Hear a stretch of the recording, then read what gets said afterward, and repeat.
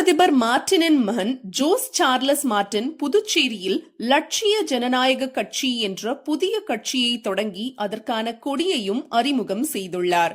நீலம், வெள்ளை, சிவப்பு நிறத்தில் கையில் வேலேந்திய சிங்கம், 6 நட்சத்திரங்கள், நெற்கதிருடன் LJK என்ற எழுத்துக்கள் பதிக்கப்பட்ட லட்சிய ஜனநாயக கட்சி கொடி அறிமுகம் செய்யப்பட்டது.